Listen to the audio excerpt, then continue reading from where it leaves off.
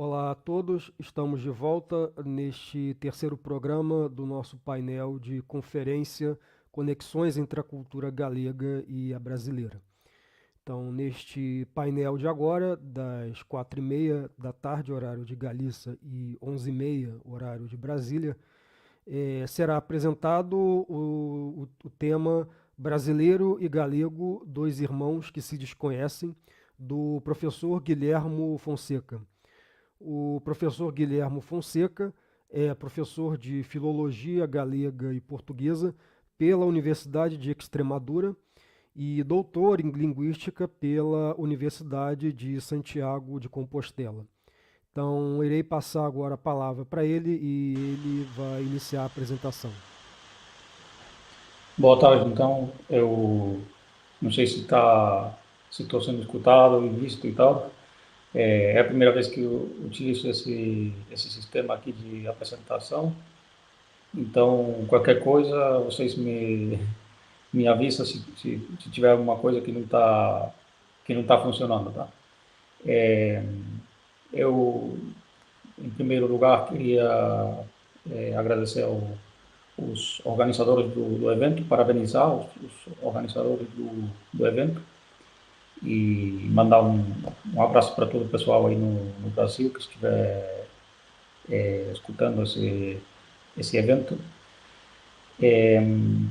Enfim, então eu nessa apresentação aqui ia focar o evento para a questão mais linguística, né? Mais virada para a linguística e como o galego e o brasileiro são irmãos que se desconhecem. Porque eu falo isso por quê? Porque no Brasil é muito comum se eu e qualquer galego viajar para lá e, e falar, você é de onde? Eu sou galego. E o pessoal fica na mesma, né? Não sabe o que é galego e tal. Então, por isso falo que são irmãos que se desconhecem e que tomara no futuro se conhecerem melhor, né? Aqui eu trouxe uns áudios para o povo escutar, mas eu não sei se a gente vai conseguir. Aqui o colega da parte técnica me falou que ele vai colocar para o público, mas não sei se é possível, se não é possível. Dona Otília, Diga, conta-nos a sua história sobre o lobo. eu posso lhe contar porque já vi muitas vezes o lobo. E de uma vez andava com o gado lá num prado, lá no rodeiro, e eu andava a sarar a parede por fora do prado. E depois pensei no lobo, eu tinha as ovelhas e o gado, disse, tenho que ir para onde há as ovelhas, que pode vir o lobo e levar-me uma ovelha. Eu fui para a beira dela, eu estava sentada lá à beira de uma useira a fazer meia, nisto as ovelhas estavam para aí a 10 metros longe de mim. E assombraram-se todas, estávamos assim à beira de uma bolsa, e elas estavam a se entrar para a bolsa, e nisto assombraram-se todas de cara a mim. E eu levantei-me já a correr, e tinha uma cadelinha ao pé de mim, que não era minha, mas andava sempre comigo. Não ladrou nada, estou-lhe medo, não lhes ladrou lobo nem nada.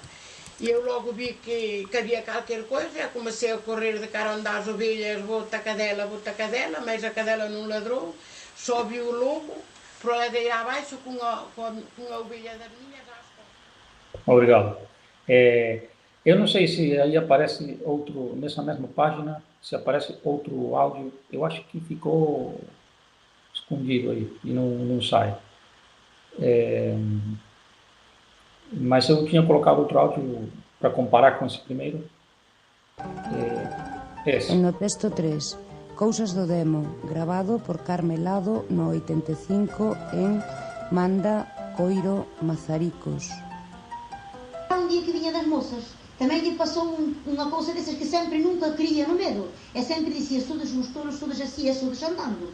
Então, uma vez vinha das moças, tuvo uma peleia com um homem já velho, disse-lhe que eu havia de ir esperar ao caminho. Então ele vinha com algo de temor, que o velho vinha a esperá-lo a ir ao caminho. Então chegou a uma finca grande, apareceu-lhe uma luz, e disse, aí vem o velho. Ele pôs-se com os pelos de punta para ir insultar ao velho.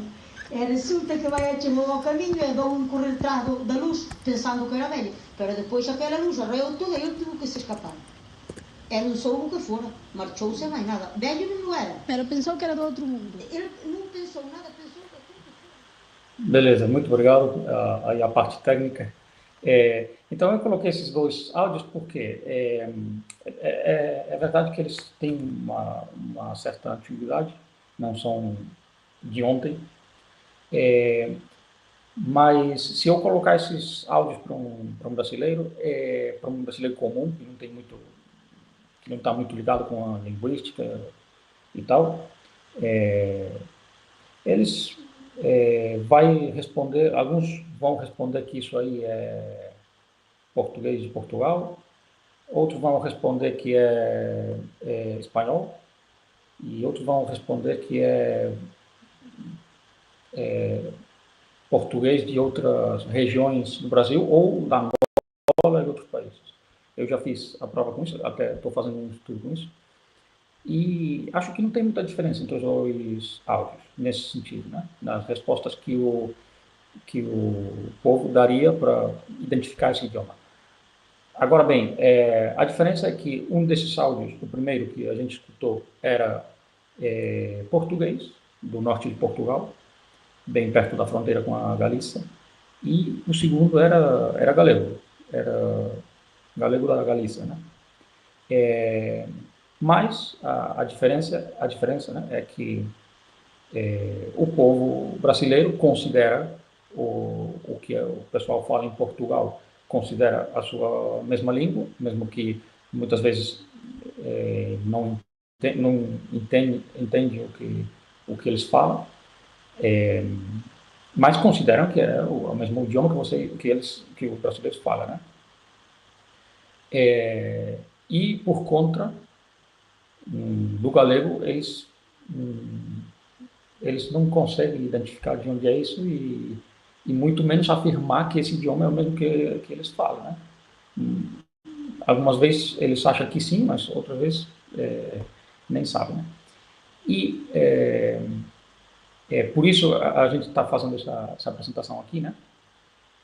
Para falar sobre esse irmão do brasileiro, que não é conhecido, porque o português é conhecido, o português lusitano, né, é conhecido, é um irmão linguístico conhecido no Brasil, mas o galego não é. E por isso parabenizo também esse evento aqui para tratar de, no futuro, ser mais conhecido, né? Então, a questão de como o galego, linguisticamente, é um irmão do brasileiro, se sustenta em argumentos históricos, né? Esse mapa que eu coloquei aqui é um mapa linguístico da Península Ibérica, que ele não é também muito conhecido fora daqui, e no Brasil não é muito conhecido, né? No Brasil costuma rolar da Espanha, espanhol, pronto, terminou, né? E tem vezes que alguma coisa lá de catalão, né? Pelas brigas políticas, sai alguma coisa, o catalão e tal, mas não é conhecido muito mais sobre as línguas da península além disso, no Brasil. E esse aqui é o mapa real, com as variedades linguísticas bem delimitadas, né? O domínio catalão valenciano no leste, o aragonês, o basco, o domínio astur-leonês, Astúrias-Leão e o norte da Extremadura, e o castelhano, claro, que se expandiu para o sul, e o domínio galego-português. Agora a gente vai fazer um pequeno percurso histórico de como foi isso, como não é muito conhecido ainda no Brasil, E, por enquanto, o que se sabe sobre galego no Brasil é essas coisas que eu coloquei aqui, né? Se eu falar no Brasil que sou galego, provavelmente ninguém ou poucas pessoas vão saber que eu sou habitante da Galícia ou que eu falo um idioma, o idioma da Galícia, que, aliás, é irmão ou do mesmo sistema linguístico que o deles, né? E o mais provável é que eles liguem a eu falar que eu sou galego com traços físicos, né? Se eu sou branquinho, se eu sou loiro e tal, que são significados que rola mais. Também tem significado de estrangeiro, né? Particularmente os portugueses. Depois a gente vai ver por quê. Depois tem coisas hoje em dia nas redes sociais, né? YouTube, o Instagram, outras plataformas,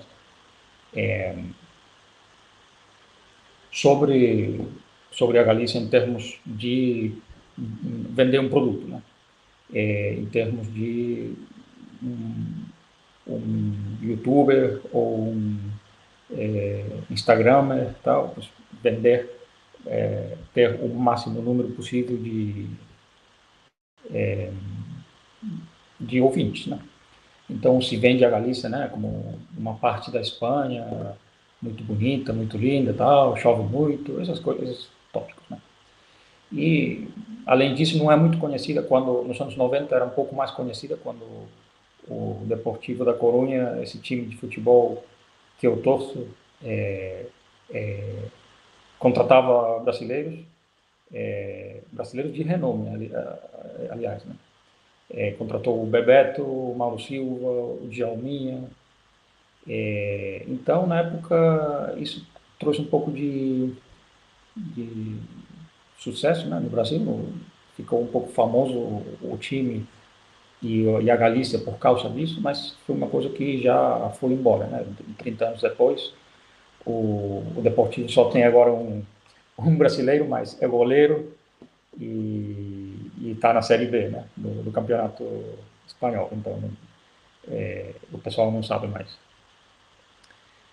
Então, historicamente, o que aconteceu na Península Ibérica com as línguas para que a gente possa falar hoje que o galego é irmão do português? Então, esse mapa aqui, mais ou menos, é uma reconstrução do que seria o século X na Península Ibérica. Não existia a Espanha, lógico. Essa parte que temos aí em verde era o Califato Moçárabe, e os reinos cristãos que ficaram a norte da península, né? Dos quais a Galícia era o mais predominante, mais bem sucedido.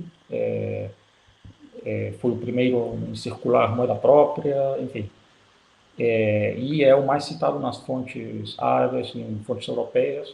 É o reino predominante mais citado nos textos. E aí, nesse canto da Península Ibérica, era falado o galego, ou galego-português, que era uma língua de muito prestígio, na qual foram escrita a literatura medieval na época, né? E o que aconteceu uns anos depois, uns séculos depois, é que teve aí essas brigas nobiliárias, né, da monarquia na altura, e o que aconteceu foi que, num momento, o Condado do Sul, do Reino da Galícia, se separou do Norte, formando esse Portugal, né, Portugália. Mas essa separação foi política, não foi nem linguística nem cultural. Tinha uma unicidade linguística, cultural, de norte até sei lá, provavelmente até Braga, até o Porto, tinha uma unicidade linguística, cultural. Então, essa separação foi política e houve tentativa de reunificar mais o reino, o reino da Castilha, né, que está aí no centro, que estava começando a se expandir e tal, estava começando a ficar com força. Eles não queriam, de novo, a Galícia com mais força unida, né? Não queria o reino mais que o reino galego, né? Que o reino da Galícia competisse com eles. Então, em conluio com o Papa em Roma, eles boicotaram essa reunificação e terminou com que a Galícia se separou de Portugal e depois, uns séculos depois, a Galícia ficou sob o controle da monarquia castelhana, né, até hoje. Então, aí nesse processo é que veio toda a questão sociolinguística ligada para a perda de falantes de galego, também a influência do castelhano no galego, que foi maior que no português, mesmo que no português também teve, né? Enfim. E Portugal também se expandiu para o sul, e depois chegou nas Américas, né? Chegou no Brasil, fez lá um monte de coisas, né, reprováveis, e levou a língua também com eles. Resultando que hoje em dia é uma das línguas mais faladas no mundo, porque no Brasil tem mais de 200 milhões de falantes, né? Na Galícia continuou essa língua, que depois foi levada para o sul, né, para Portugal, continua sendo falada até hoje. A gente fala galego, mesmo que tem um monte de problemas sociolinguísticos, e, enfim, não vou falar disso agora, mas tem um problema muito sério de perda de falantes, com causas políticas bem claras, mas, enfim. O importante é que, do assunto, é que essa língua ficou mais ou menos isolada de Portugal, mais ou menos isolada de como evoluiu o português do Sul, né? E também depois o português do Sul fixou o seu centro de poder mais para o sul, né, em Lisboa, e aí também as diferenças começaram a crescer, né, a respeito do galego, que ficou lá isolado e, aliás, recebeu muita influência como língua até do espanhol, do castelhano, né, até hoje. Então, aí começou uma espécie de separação que não é tão grande assim, mas permite, né, identificar algumas diferenças entre galego e português, hoje em dia. O galego e o português de Portugal e também do Brasil, né? Porém, se vocês procuram no dicionário Primeirão de português, aí tem esse significado. Se vocês procuram, bota lá a palavra galego, tem aí o significado de língua românica ou variedade de português falado na Galícia, né? E isso é interessante, porque, como eu disse no começo, não tem muitas pessoas no Brasil que sabem desse significado. Se muitas pessoas procuram isso no Brasil e olham isso, eu aposto que iam ficar um pouco surpresas, né, com o assunto. E isso contrasta também, por exemplo, com os mapas que a gente pode encontrar sobre a lusofonia, né? Os mapas sobre os países de fala portuguesa, porque aí como se pode olhar, o galego, a Galícia, né? Não é considerada país de fala lusófona, só aparece aí como comunidade de minoria lusófona, né? Isso aqui é a Wikipédia, mas em outras fontes acontece a mesma coisa.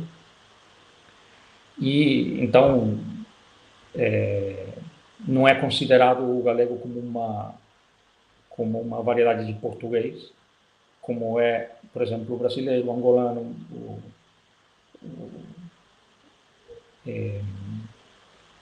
o português de Guiné, de Cabo Verde, de Moçambique, né? Então, sustentando nessas teses que eu expliquei agora, históricas, né, temos o sociolinguista Marcos Banho, que há uns anos ele teorizou essas ideias básicas, né, de que português e galego são, no mínimo, irmãos, né, do mesmo sistema linguístico. Critica o imperialismo linguístico português, que está presente em autores e manuais sobre língua, porque eles sempre falam de literatura portuguesa, né, ou galego-portuguesa medieval. Eles sempre falam de português arcaico. Esse tipo de termos é o que o Marcos Banho critica em termos históricos, né?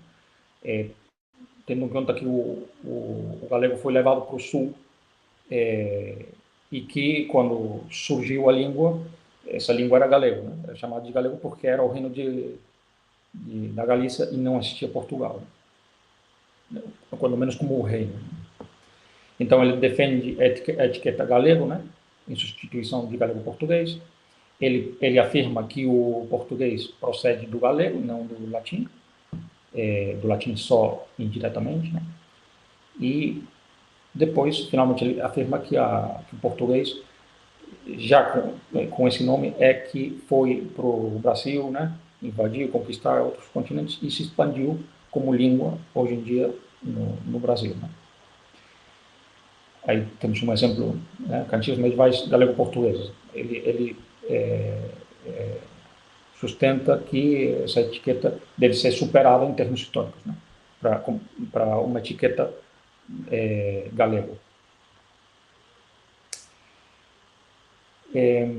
Enfim, eu trouxe aqui uma coisinha que não tem muito a ver, mas se vocês procurarem hoje em dia a palavra galego em dicionários de Portugal, de português de Portugal, essa palavra está muito associada com significados pejorativos, pessoa fraca, ordinária, ruim, né, grosseira, incivil, pessoa que faz trabalho pesado e tal. Isso vem também da história da migração galega para lá, né? Mas é interessante que eles colocam marcas, né, nessas definições, colocam as marcas de figurativo, né, provincial, popular e tal, quando são significados pejorativos para o galego. Mas quando o significado de galego é pejorativo contra os próprios portugueses, aí eles colocam a etiqueta Brasil depreciativo, né? Quando são os brasileiros que dão significado pejorativo para os portugueses através da palavra galego, eles aí lembram de colocar a etiqueta depreciativa, né? E, enfim, essa é uma questão que vem da história também da migração, e relacionado com o que eu falei antes, naqueles mapas, né? Vamos voltar aqui para trás. Essa separação política que teve aí, no começo, não, como eu disse, não tinha uma separação cultural e linguística, portanto, a palavra português ou Portugal só começou a rolar no século XVI, XVII, por aí.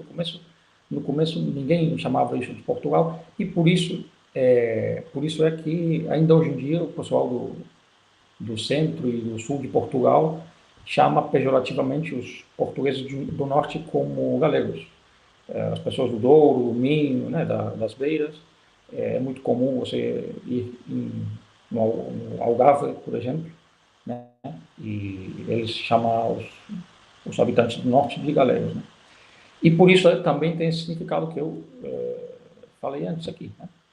Por isso também tem esse significado ainda no Brasil, porque, por exemplo, é muito sintomático disso que na Guerra dos Farrapos, século XIX, no Rio Grande do Sul, que o povo lá chamasse os partidários do Império, né, que eram portugueses, chamavam eles de galegos. Por quê? Qual o motivo disso? Lógico que vem de uma história na qual, no começo, tinha aquela unicidade que era chamada de galego, né? E foi depois, com a criação do Império e tal, que começou a rolar mais a palavra Portugal e portugueses, né, até hoje. A migração galega, tanto para Portugal quanto para o Brasil, depois ajudou, né, reforçou esses significados, mas também tem uma parte histórica, né, do termo. Então, podemos dizer que o galego e o português, em qualquer das suas variedades, inclusive o brasileiro, são irmãos, podemos, até tem debate muito grande disso, né, se é a mesma língua ou não vou entrar muito nisso agora, mas é indiscutível, né, que fazem parte do mesmo sistema linguístico, têm os mesmos traços linguísticos, e, portanto, eu aqui trouxe algumas diferenças para o pessoal entender um pouco mais, as diferenças entre galego e brasileiro, mas partindo da base de que são praticamente a mesma coisa, né? Se vocês pegam por exemplo, nessa página, as coisas que estão escritas aí, é a mesma coisa galego para português, é a mesma coisa. Então, temos que partir da base de que é a mesma coisa, uma coisa muito parecida, irmãos, né? Como dissemos no título da palestra. E depois disso, dessa unicidade, dessa mesma coisa, lógico que tem umas diferenças, por motivos históricos, por motivos geográficos também, né? Culturais, enfim, climáticos até. Então, eu trouxe aqui algumas diferenças. Ficou meio feio aqui na tela, mas, enfim, vamos dar um jeito com isso. As principais diferenças de galego para brasileiro são fonéticas. Se a gente pega a gramática, né, todos os ramos da gramática, as principais diferenças de galego para português, para brasileiro, no caso, né, são fonéticas. Então, por exemplo, o brasileiro diferencia B e V, né? O galego não diferencia mais. Isso aqui, enfim, estamos falando de coisas muito normativas, coisas muito ligadas ao padrão, né? Porque se a gente for pegar as falas tradicionais, populares, dialetais, de muitas áreas da lusofonia, particularmente Portugal, mas também no Brasil e outros lugares, aí essas diferenças que eu coloquei aqui são discutíveis, né? Por exemplo, esse primeiro exemplo do B e o V, em Portugal está assumindo mas até os falantes mais velhos e tal, do norte do país, igual essa senhora que eu coloquei antes no vídeo, eles também não diferenciam B de V, né? Então, para o pessoal entender, estamos falando de coisas um pouco mais ligadas para o padrão linguístico, né? Outra diferença fonética nesse padrão é a inexistência da nasalidade vocálica no galego. Aí tem, sim, uma fronteira, né, entre galego e português. Portanto, quando em Portugal ou no Brasil vocês falam irmão, a gente fala irmão ou irmão. A mesma coisa para feminino, né? Irmã, e a gente fala irmã, sem nasalidade vocálica. Outra diferença fonética são as 7 vogais tônicas do galego. E aí tem uma pequena diferença para o português, que tem uma mais, né? O português tem esse A também, o A fechado, né? O A de câmera, por exemplo, né? Esse câmera, esse A não tem em galego, esse A, e é tudo pronunciado com A aberto em galego, né? Então, caça, mas também é câmara, né? Mas no resto, olhem também as similitudes, né? As 7 vogais que o castelhano não tem, né? A, E, I, O e U, né? Outra diferença é a existência em galego de uma nasal velar, que o português não tem. Isso aí, estamos falando da mesma coisa ligada à inexistência da nasalidade vocálica. Portanto, como o galego perdeu essa nasalidade vocálica, nos contextos onde ia aparecer essa nasalidade e em certas áreas da Galícia,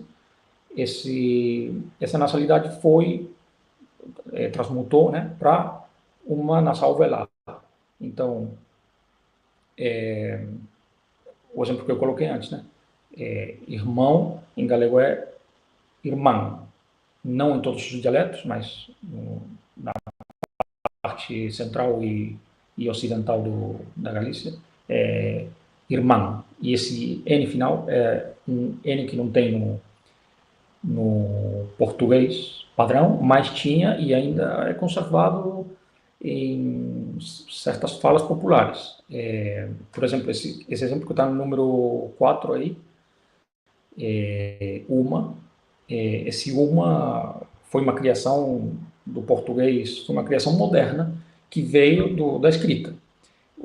Porque tradicionalmente, né, nessa língua histórica medieval que a gente falou, era uma. E até hoje em dia, quando menos no Brasil, não sei em Portugal, mas no Brasil,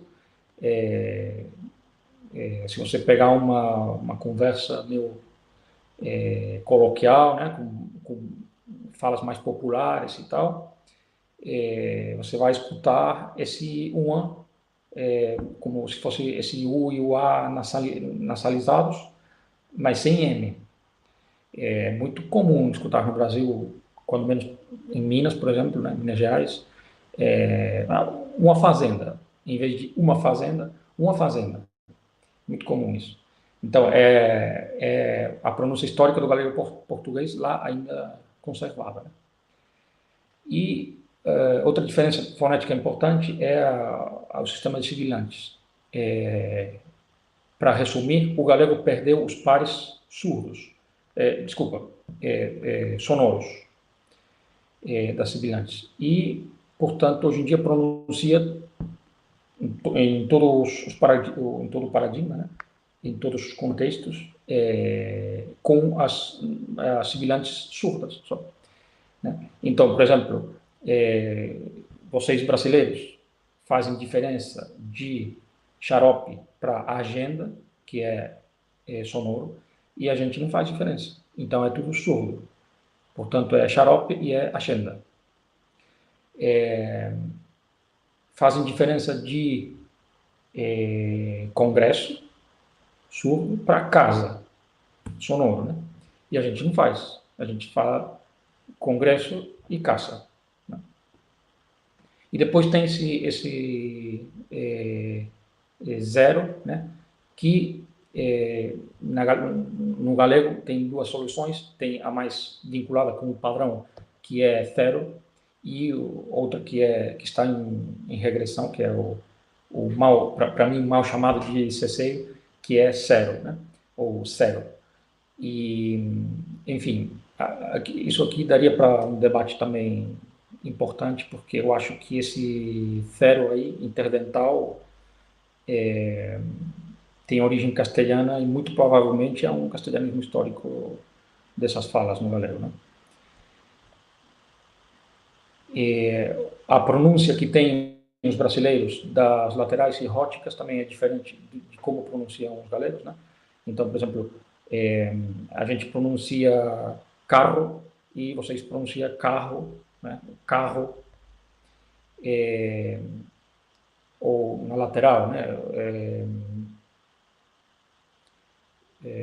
A gente fala animal e vocês falam animal, né?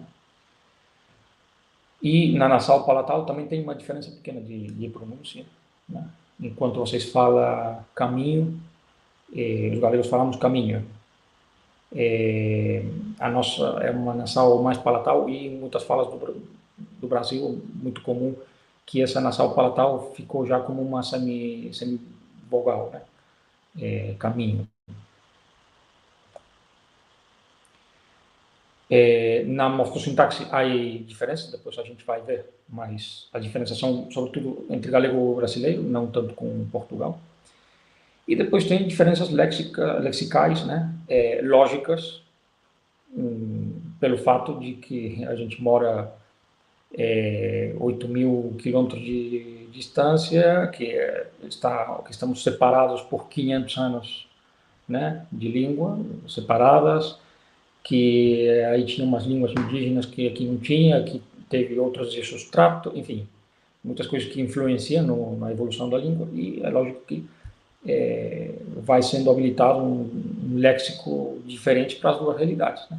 Mas não significa que sejam duas línguas diferentes ou muito afastadas, né? Por exemplo, aí coloquei alguns exemplos, né? Quando em brasileiro temos moleque, porque é uma palavra procedente das línguas africanas, em galego só temos rapaz e moço, né? Que também tem, não sei se no Brasil inteiro, mas é comum escutar rapaz, moço, e a gente não tem moleque, lógico, porque aqui não teve esse... Oi, perdi. Pulou aqui a apresentação, não sei o que aconteceu. Agora.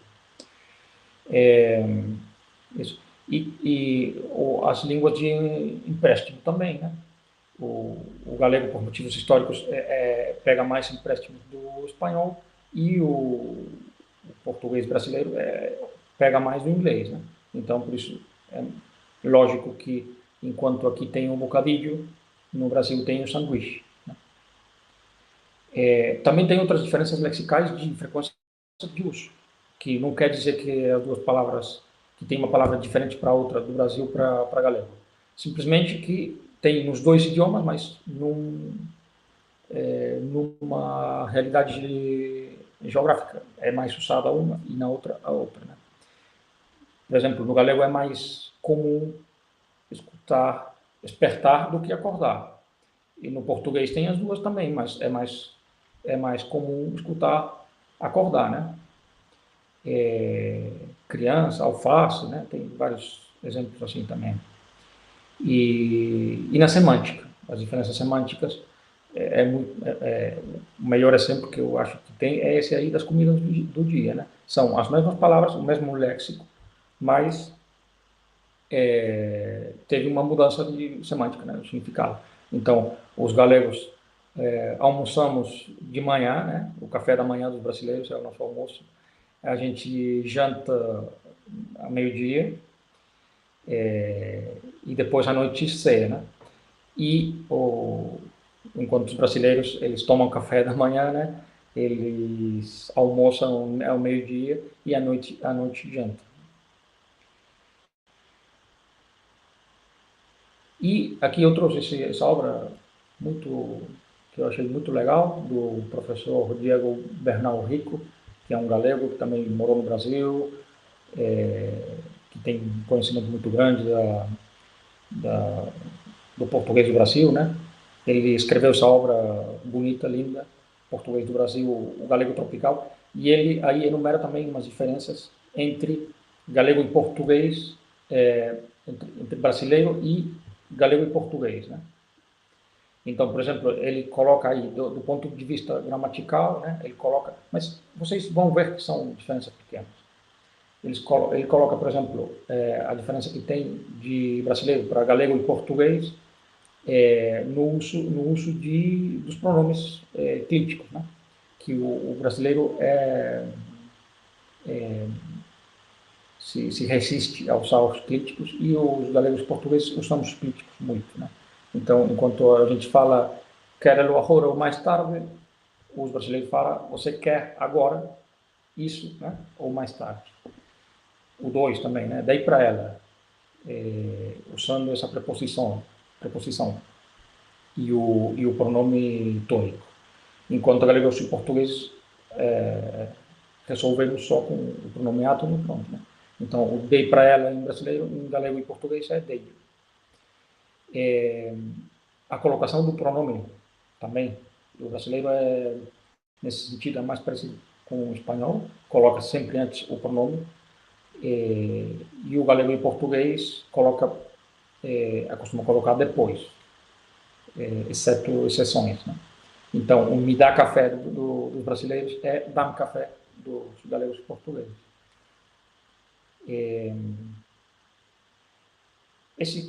Nesse ponto quarto aqui, eu não estou muito em acordo com o professor Bernal, porque realmente quem mais usa essa perífrase com infinitivo, né, estar a fazer, são os portugueses. Tem umas falas do galego ocidental, no litoral, que também usam o estar a fazer, mas a maioria, grande parte do galego, igual que o brasileiro, usa o que está fazendo, né, com o gerúndio. No brasileiro tem uma multiplicidade de formas para os pronomes tônicos pessoais, né? Tu, você, nós, a gente, vós, o senhor, né? Uns com mais sus, outros com menos, uns mais formais, outros menos, enfim. E o sistema do galego e do português é mais simples, né? Tem o tu e o você. No caso do galego, o ti, ou tu, e você, né? E no brasileiro mais informal, né, mais coloquial, é comum a não concordância do pronome com o verbo. Então, é muito comum escutar no Brasil tu come, você come, eles comem, né, nós come, enquanto os portugueses e os galegos sempre concordamos o verbo, né, com o pronome. Então, ti comes, ou tu comes, você come, você come, e vocês comem, vocês comem, né? No Brasil, não é muito usado o deítico este, e, portanto, foi habilitado esse aqui e esse aí, né? Falei o contrário, não era o deítico. É o demonstrativo, né? Este.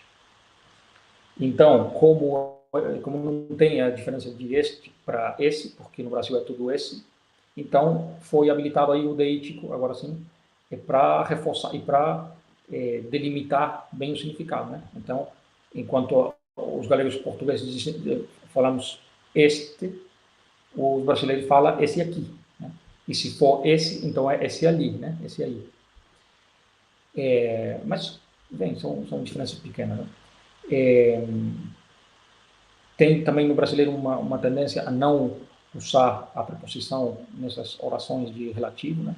Ensinamos isso nos grupos que fazemos parte. Enquanto galegos e portugueses diríamos, ensinamos isso nos grupos de que fazemos ou dos que fazemos parte. Aí outra questão de concordância, né? Segue os artigos, e os galegos e portugueses concordamos, né? Seguem os artigos. No Brasil, é muito comum a substituição do verbo haver pelo ter, né? Portanto, aí tem facas, não é aí há facas, né? Igual o jeito que tem o galego e o português. Cadê a Natália? Esse cadê é muito, muito brasileiro, né? Diferente de galego e português, que usamos o onde. E, aliás, os galegos e portugueses temos esse valor também do futuro de indicativo como hipótese, né? Estará na aula. E o brasileiro não usa isso como hipótese, né? Portanto, os brasileiros optam por deve estar na aula. Também no brasileiro, mas isso aqui eu acho que é muito mais acadêmico, muito mais formal. Eles não usam o mais pequeno, né? O mais pequeno é menor, não é mais pequeno. Uma das coisas muito interessantes, muito comuns do brasileiro, já do ponto de vista gramatical, como o professor Bernal estabelece, é a ausência de artigo para o substantivo, né? Portanto, é muito comum escutar pizza é minha comida favorita, né? Enquanto galegos e português colocamos lá sempre os artigos, né? A pizza é minha comida favorita. Aí tem no brasileiro o imperativo usando o presente de indicativo, enquanto galegos e português usamos o presente de conjuntivo, né? Você faça o que te mando. Também tem no Brasil o uso da preposição em verbos de movimento. Portanto, vou na praia, em vez de vou à praia, né? Que é mais comum para galegos portugueses. E alguns sufixos, mas é uma coisa menor, né? Enquanto o Brasil tem o aluguel, a equipe, a cafetaria, o galego tem o aluguer, em português, né? A equipe, a cafetaria.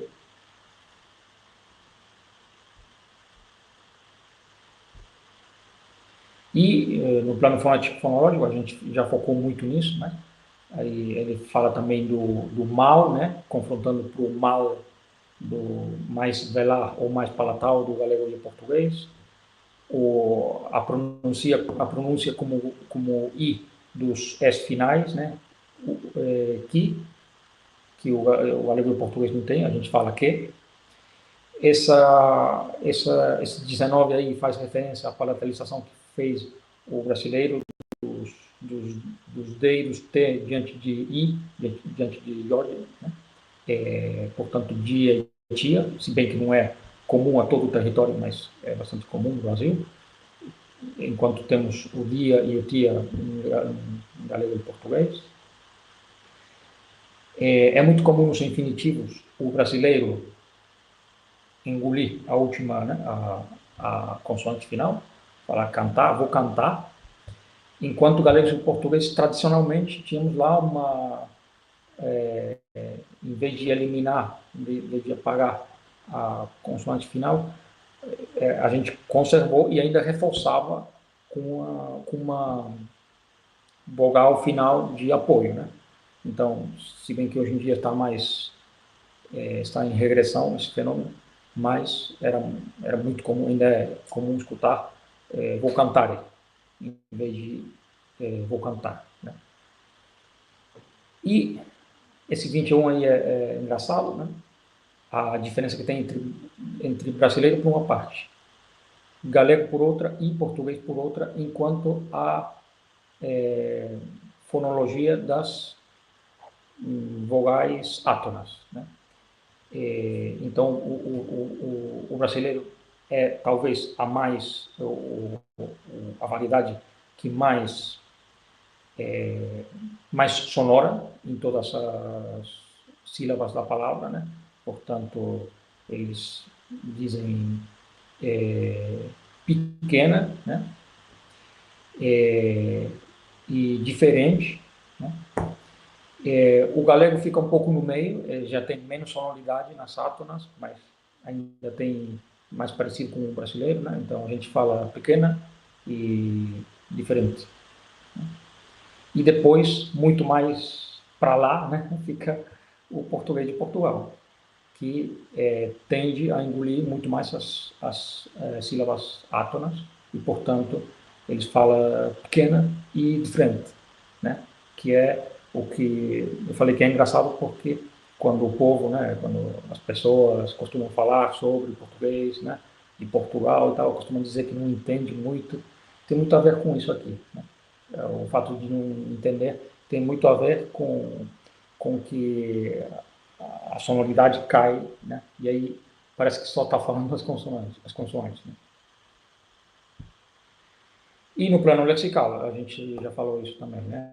As palavras de origem indígena, das línguas indígenas do Brasil e das línguas africanas, que em galego e português não tem, né? Portanto, a garoa aqui é orvalho, e a bagunça é o desordem, né? O brasileiro tende muito a usar o falar em substituição do dizer e o colocar em substituição do pôr, e o galego e o português não temos esse fenômeno. Então, é mais comum escutar dizer que não se preocupe ou ponha aqui o casaco. Né? E tem esse léxico privativo, né? Do Brasil, metrô, academia, histórias em quadrinhos, que Portugal e a Galícia não tem. Né? A gente aqui tem o metrô, tem a banda desenhada, tem o ginásio. Né? E depois no número 25 temos aí esses falsos equivalentes. Né? Por exemplo, a palavra bico na Galícia é uma coisa, em Portugal é outra, e em Portugal é outra considerada vulgar, né? E no Brasil é outra coisa também diferente. No galego é beijo, é equivalente de beijo. Se bem que tem essa palavra também, beijo no galego, com X, né? Beijo. Muito mais comum bico. Né? Mesmo assim, como eu tratei de falar no começo, o que mais tem entre galego e brasileiro são similitudes e não diferenças. Basta escutar, né, uma pessoa falando as palavras, né, morfologia e tal. E no Brasil, por exemplo, eu peguei aí uma série de expressões e de palavras que continuam vivas nas falas populares do Brasil, se bem que estão sumindo aos poucos, porque são palavras e expressões estigmatizadas, que ficam um pouco fora do padrão e que são, no Brasil, costumam ser relacionadas com pessoas da roça, né? As pessoas zombam um pouco disso, porque, assim como fala o roceiro, sem educação e tal, né? E é engraçado, cara, que essas palavras consideradas antigas, de pessoal da roça e tal, são palavras galegas, no galego histórico, que estão aí ainda vivas no brasileiro, e que a gente não percebe, né? Que é a mesma língua, ou quase a mesma língua, porque essas palavras estão lá desde há séculos e agora estão sumindo porque, como falou o sociolinguista Fernando Venâncio, o brasileiro está se separando, né? Daqui a décadas, provavelmente, vai ser considerado outro idioma, né? Mas, enfim, esse alumear a regra, né? O coelho, que também é muito mais comum escutar a fralda, mas coelho também se escuta em pessoas mais velhas e tal. Eu escutei no Brasil punher em vez de pô. Também almoço com esse R no meio, que é como a gente pronuncia no galego, e que o pessoal assim mais velho também pronuncia assim às vezes. O Antonte, né? Que se você procura no dicionário está colocado lá como arcaísmo e tal. Recomendam anteontem, né? Que é uma coisa muito mais formal, que em teoria fica mais longe da pronúncia popular. Força, pronunciado assim, com esse R, eu coloquei maiúsculo para vocês perceberem. Esse força, pronunciado com o R típico do galego, né?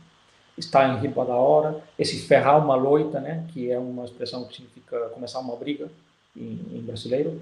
E interessante, cara, que é ferrar uma loita e não ferrar uma luta, que em brasileiro é luta, né?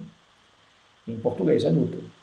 Mas nessa expressão ficou fossilizado loita, que é a palavra galega, loita ou luita, equivalente do brasileiro do português, luta. Né? Ou fecha a porta, né? Uma expressão que dizemos muito comum na Galícia e que no Brasil já está meio estigmatizado, já é preferível cerrar a porta. Né? Enfim, aqui ficou ruim a página, mas enfim. Não vou entrar muito nessa questão, porque a gente falou, estamos focando, né, nas questões linguísticas que nos permitem afirmar que galego e brasileiro são irmãos, e depois tem a questão do padrão, sobretudo do escrito, né? hoje em dia, por X motivos históricos, políticos, etc., a norma oficial padrão do galego está meio de costas para o português. Para o português padrão, né? Aqui, pulou de novo isso aqui, não sei o motivo. Aí. Então, estava falando que a norma escrita hoje do galego oficial, né? Ela é meio virada para o espanhol e distanciada do português. Por exemplo, uma coisa muito básica de ver isso, a acentuação, né? O galego tomou a acentuação do espanhol e pronto, não tem a do português, quando seria um pouco mais lógico do ponto de vista do que a gente falou até agora, que é o mesmo sistema linguístico e não é o sistema linguístico do espanhol, né? E, enfim, a Academia Espanhola, a Academia Galega das Letras, a RAG, ela faz umas escolhas, às vezes um pouco polêmicas, porque, por exemplo, eles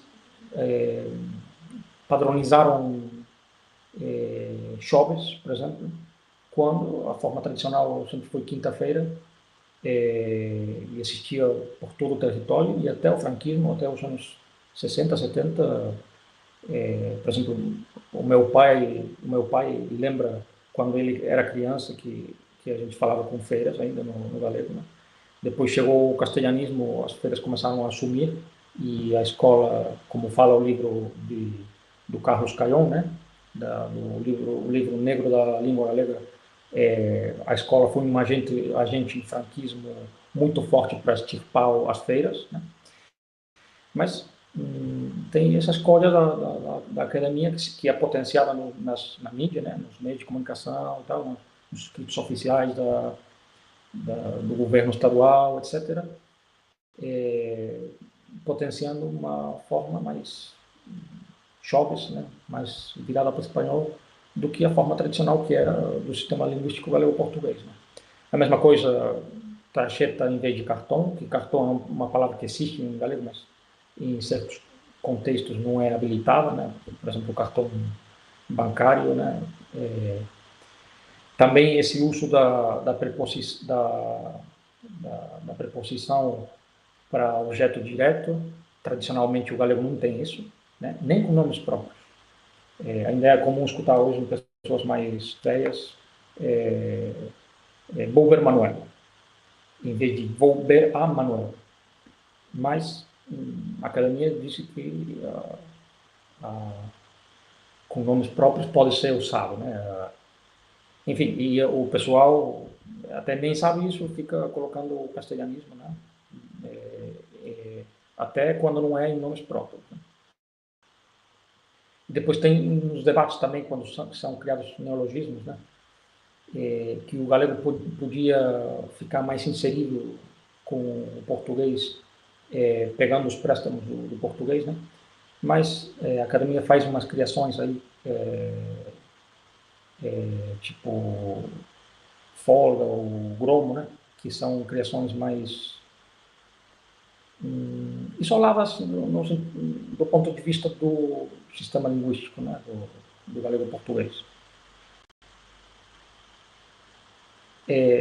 Para ir terminando isso aqui, o óbvio, né? Que o galego tem muita mais influência do castelhano do que o português, por motivos históricos. O português se independizou e depois criou um império e um Estado-nação que hoje tem língua oficial e tal. Depois o Brasil, a mesma coisa, né? E enquanto isso, o galego foi uma língua que ficou dentro de um Estado diferente, né? Um Estado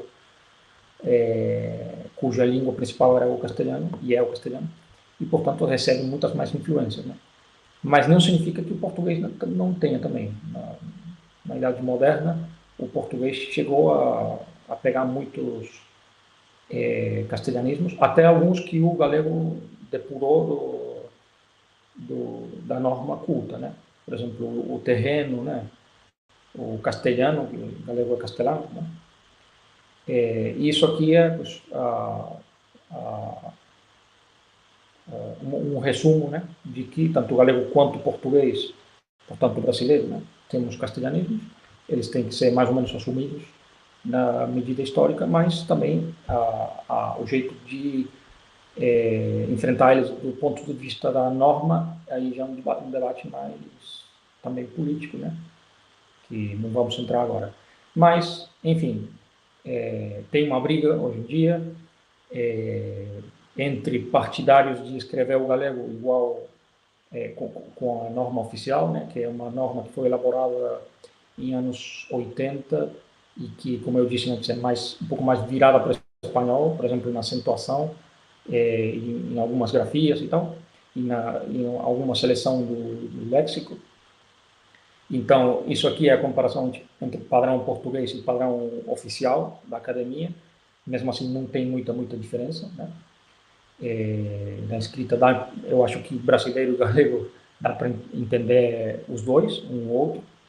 E é um bom ponto de começo, né, para nos considerarmos irmãos, né, brasileiro e galego.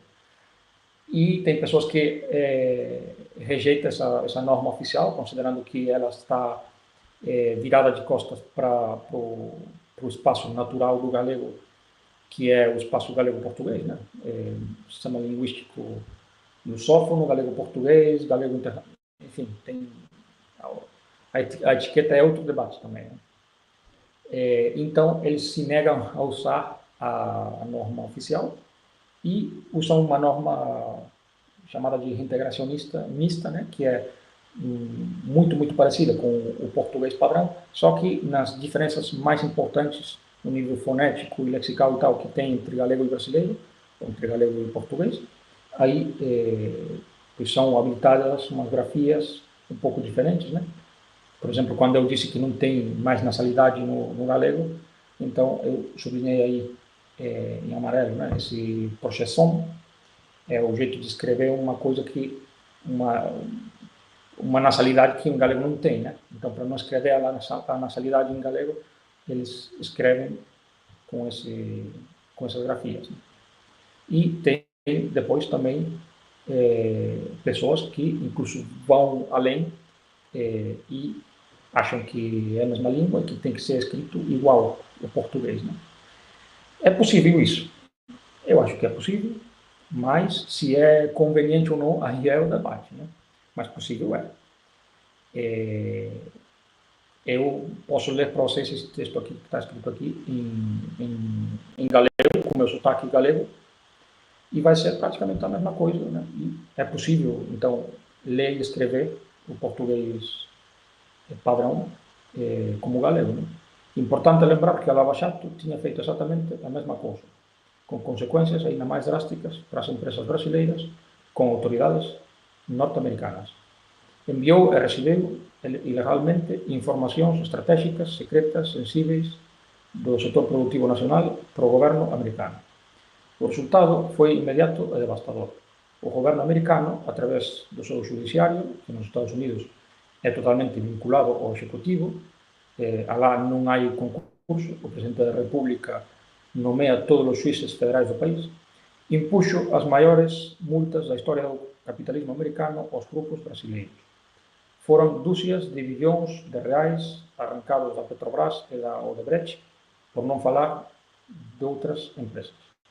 Então, tem pessoas que optam também por esse sistema aqui, de escrever o galego a mesma coisa que o português, só que na pronúncia, né, na leitura, vai ser diferente. E se isso aqui é conveniente ou não, aí é um debate que eu deixo aqui para os organizadores fazer outro dia com outras pessoas e tal. Mas, enfim, eu queria mais focar nesse assunto sobre o vínculo que tem entre galego e brasileiro, entre que somos duas línguas irmãs, ou duas variedades irmãs, se queremos dizer, né? Até duas variedades da mesma língua, né? Que somos irmãs, que infelizmente não somos ainda muito conhecidas.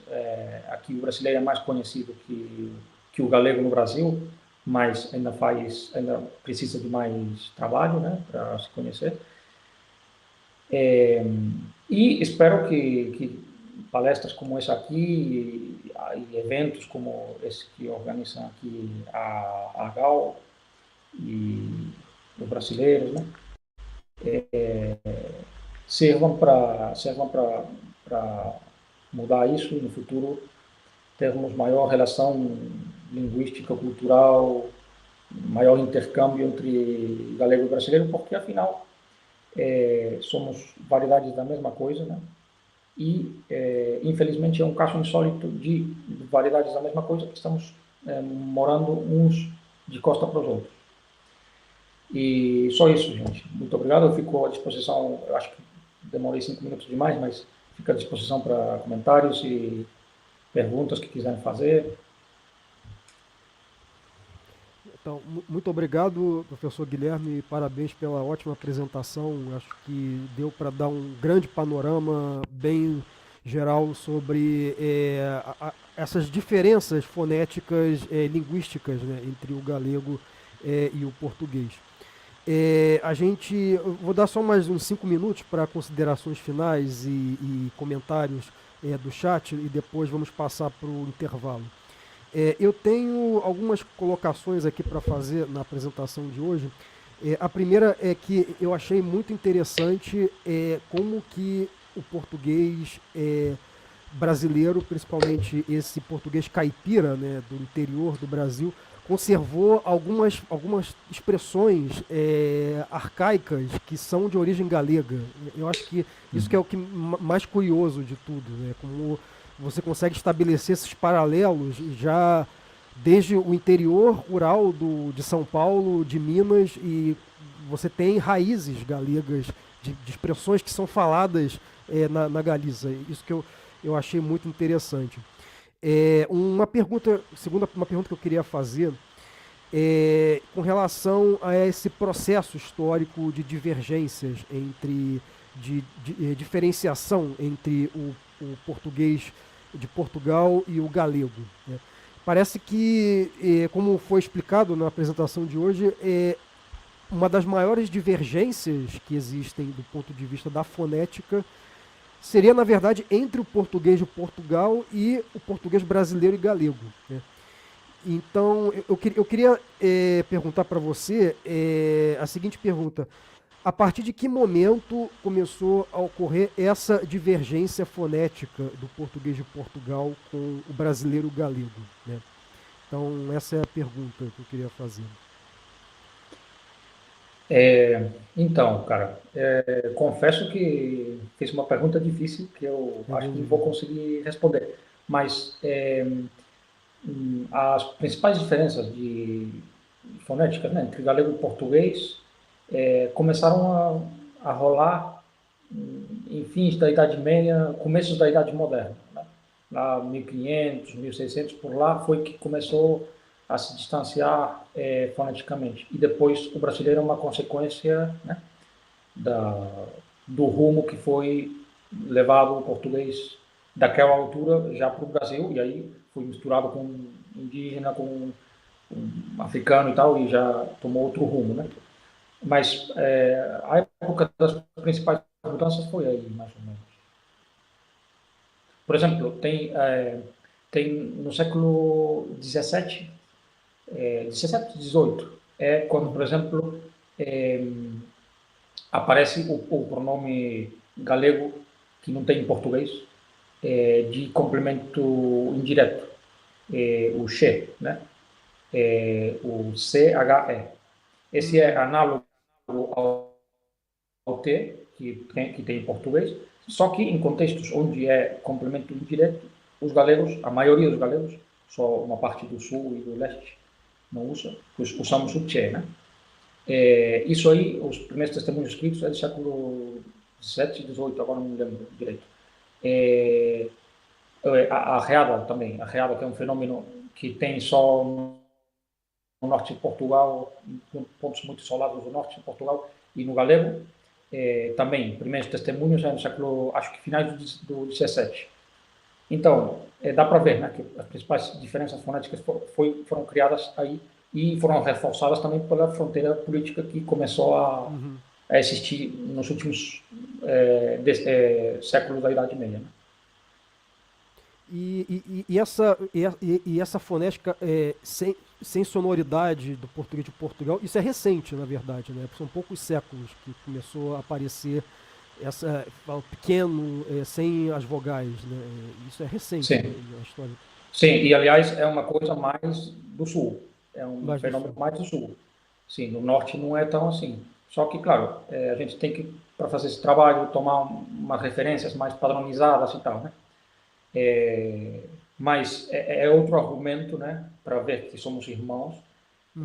o fato de que, se você sai fora do padrão, você encontra muitos fenômenos que tem na Galícia, você encontra eles no Brasil, encontra eles no norte de Portugal, né? Não, maravilha. Eu vou dar uma olhada aqui os comentários, a gente já está encerrando já o nosso painel. Pergunta do Sérgio Marques. Qual a tua opinião? Convém mais voltar à norma ortográfica de tradição medieval ou manter a que é considerada pela rádio?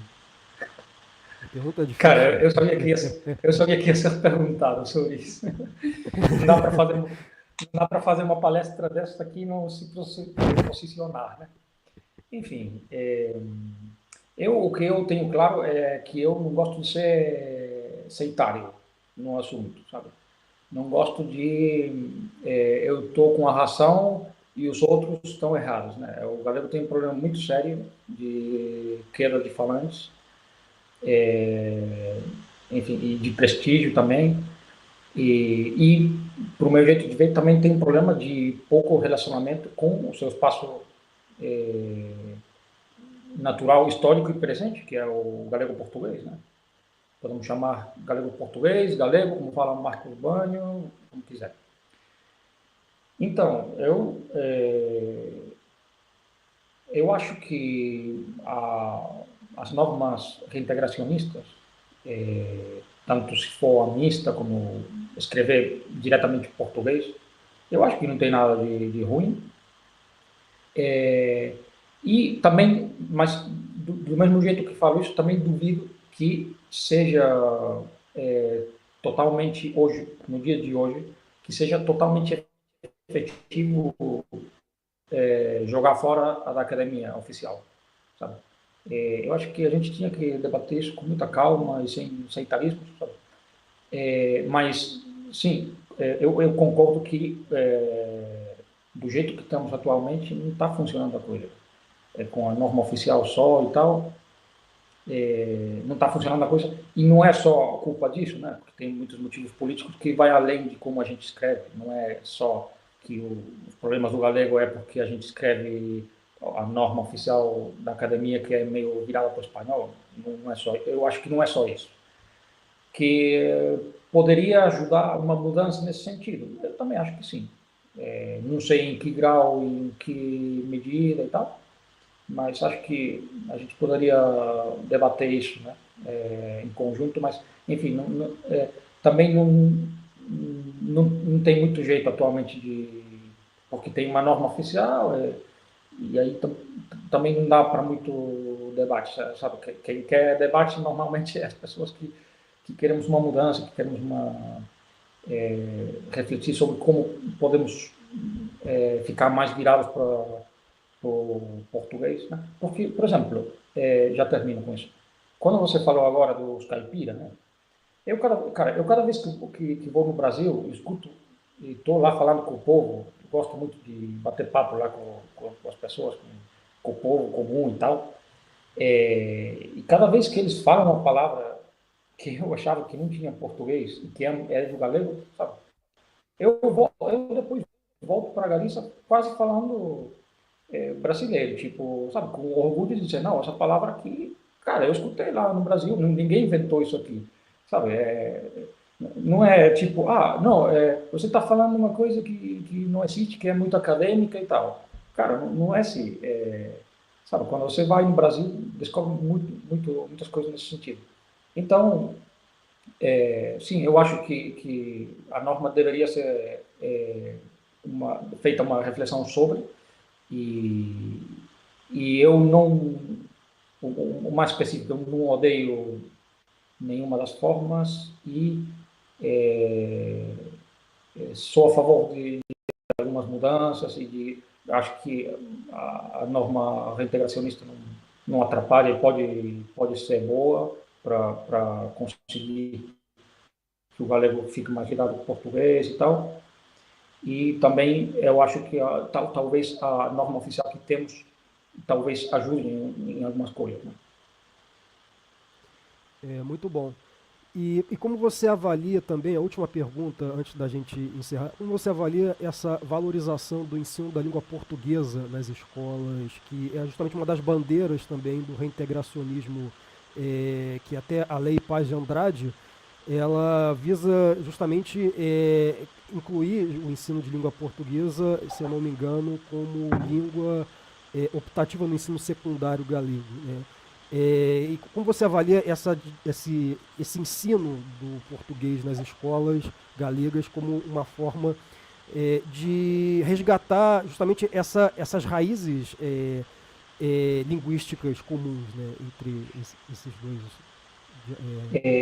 Eu acho muito, muito positivo. Acho que aí sim eu te respondo com total rotundidade que é muito necessário, mas também tenho para dizer que por enquanto, muito insuficiente, muito. Eu sou professor aqui na área de Filologia Galega e Portuguesa da Universidade de Extremadura, que é aqui no sul da Espanha, e aqui o português está em todas as escolas de ensino médio fundamental, está o português, todas as escolas têm um professor de português, não é obrigado a estudar português, mas o centro garante que você, se você quiser estudar, pode, vai ter um professor lá para dar aulas para você de português. E isso fazem por quê? Porque aqui tem uma variedade, aqui se fala uma variedade de português. Não, só apenas na fronteira tem o português raiano, em algumas cidades pequenas, mas na Extremadura, fora disso aí, não é falado nem galego, nem tem a fala do que é chamado de fala, né, que é uma variedade de galego histórico que tem lá em 3 vilas também, 3 cidades. Mas, enfim, na Extremadura, né, é falado espanhol e é falado português raiano muito, muito pouco, e é falado alguns restos também do astur-leonês histórico. E, mesmo assim, eles têm o português nas escolas pelo simples fato de que tem a fronteira aqui, de Extremadura com Portugal. Tem muita relação comercial, muita relação de fronteira, né? Comercial, turística e tal, de trabalhadores e tal. Então, só por esse motivo, eles já têm aqui português muito, muito instaurado em todas as escolas. Quanto mais motivo na Galícia tinha que estar, né? Porque a gente tem fronteira também com Portugal, tem a relação de fronteira, trabalhadores, comércio e tal, e aliás tem a questão linguística, que a gente fala uma variedade do português, né? Desculpa se alguém se ofende com a etiqueta, mas um jeito de falar, que a gente fala uma variedade do mesmo sistema, né? Então, com mais motivo, tinha que estar mais patente na escola, e não está. Infelizmente, eu estou torcendo para isso continuar rolando e para frente e tal, ficar mais nas escolas, mas por enquanto eu acho que está insuficiente. Não, muito bom. Bom, vamos encerrar agora esse painel. Conversei aqui com o professor Guilhermo Fonseca, professor de Filologia Galega e Portuguesa pela Universidade de Extremadura. Então, agradeço pela participação. Então, até a próxima. Então. Eu que agradeço.